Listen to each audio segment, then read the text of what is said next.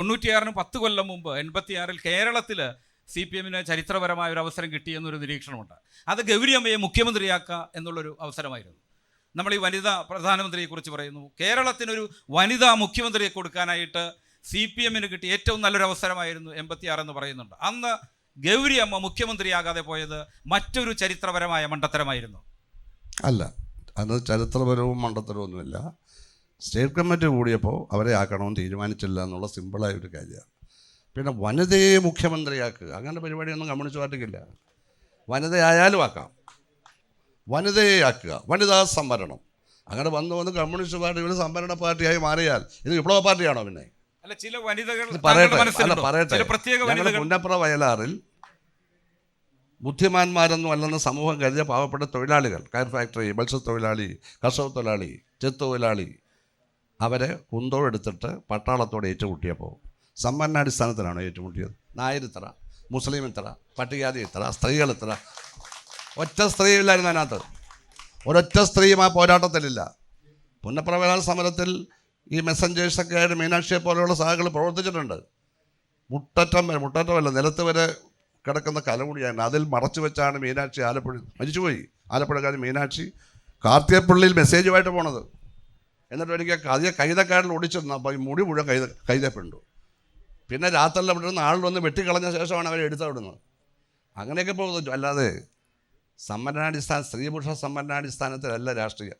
ലോകത്ത് അമേരിക്കയിൽ ഇതുവരെ സ്ത്രീ പ്രസിഡന്റ് ഉണ്ടായിട്ടുണ്ടോ? റഷ്യയിലുണ്ടായിട്ടുണ്ടോ? ചൈനയിലുണ്ടായിട്ടുണ്ടോ? ക്യൂബയിലുണ്ടായിട്ടുണ്ടോ? മഹാനായ ഹോച്ചിമിന്റെ വിയറ്റ്നാമിലുണ്ടായിട്ടുണ്ടോ? അല്ല, ലോകത്തിന് കുറ്റമല്ല. അല്ല, ലോകത്തിന് ഇപ്പോൾ ഒരു മാതൃക കാണിക്കാനായിട്ട് കേരളത്തിന്റെ ഒരു അവസരമാണല്ലോ. ഈ അവസരം എന്തുകൊണ്ട് കേരളം ഇപ്പോൾ ഏറ്റെടുക്കുന്നില്ല? അതിന് പറ്റിയ ആള് കേരളത്തിൽ ഇല്ലാത്തതുകൊണ്ട്. അപ്പോൾ നിലവിൽ കേരളത്തിൽ ഒരു വനിതാ മുഖ്യമന്ത്രിയാകാൻ പറ്റിയ ഒരു നേതാവ് ഒരു പാർട്ടിയിലും ഇല്ല എന്നാണ്. ഇതാണ് പത്രപ്രവർത്തകരുടെ പ്രശ്നം. ഞാനതല്ലല്ലോ പറഞ്ഞത്. ഇപ്പം അതിന് മുഖ്യമന്ത്രിയാവണമെങ്കിൽ അതിന് നിങ്ങൾ ചർച്ച ചെയ്യണം. നിങ്ങളെല്ലാം മുഖ്യമന്ത്രിയാണ് രാഷ്ട്രീയമായ ദീർഘമായ പാരമ്പര്യമാണ്.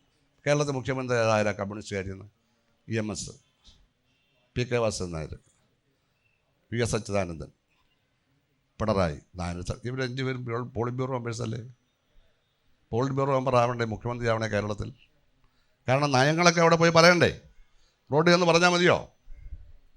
രാഷ്ട്രീയമായ പാരമ്പര്യം വേണ്ട. ജയിലിൽ പോയും മർദ്ദനമേറ്റും പോരാടിയും പ്രത്യേക സമരങ്ങളിൽ നല്ല മികവൊക്കെ തെളിയിക്കണ്ടേ? സാമ്പത്തികം, രാഷ്ട്രീയം, ദർശനപരം, 3 മേഖലകളിലാണ് വർഗസമരം. 3 കൂടെ ചേരുമ്പോഴാണ് സമ്പൂർണ്ണമായിട്ടുള്ള വർഗസമരം വിജയിക്കുന്നത്.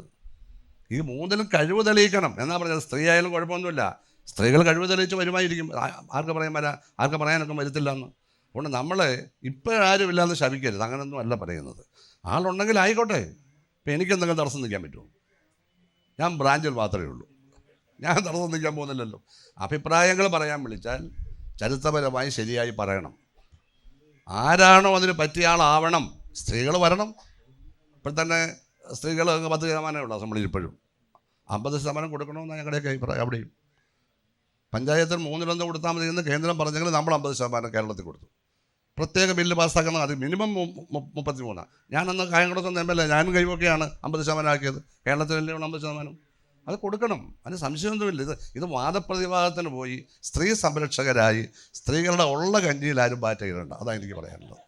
ഞാൻ എന്തായാലും സുധാകരനോട് സംസാരിക്കുമ്പോൾ താങ്കളോടല്ല പറയുന്നത്. മനസ്സിലായി.